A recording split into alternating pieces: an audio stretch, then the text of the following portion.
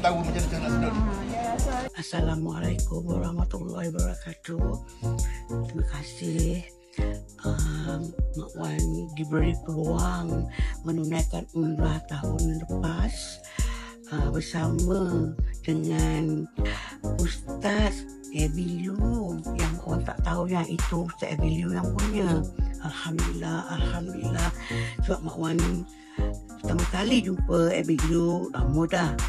Ini kali yang ketiga Mak Wan jumpa dia.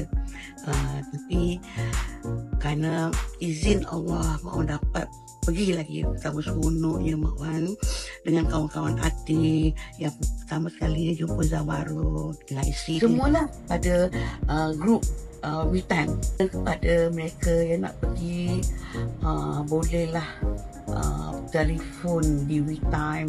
Terima kasih pada Ustaz kerana menyediakan tempat yang sempurna untuk jemaah-jemaah dia. Dan pada mereka yang nak bersama dengan Ustaz Abilu, call lah WeTime. Bila kita pada keadaan kita tak sihat dan kadang-kadang Allah uji kita, bila dah seronok-seronok, kita dah habis buat umrah, dah tawaf apa semua, Allah uji kita. Ya, sedihnya Mak Wan tak nak nampak masa tu. Tiba-tibanya Mak Wan sebut, mata Mak Wan langsung tak nampak. Allah uji dengan mata tak nampak. Nasib baiklah ada Azli dan Makruh yang pergi. Terima kasih Azli. Tapi apa pun dengan WeTime memang happy, memang seronok. Kerana semuanya satu keluarga. Tak ada yang menyusahkan. Alhamdulillah. Hotel datang je ada bas macam tu. Cuma Mak Wan dengan wheelchair je lah, itu saja.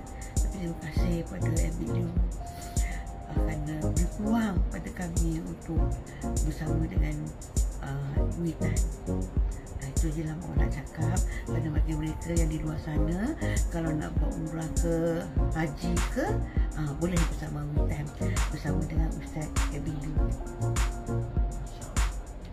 Assalamualaikum warahmatullahi wabarakatuh. Selamat berpuasa.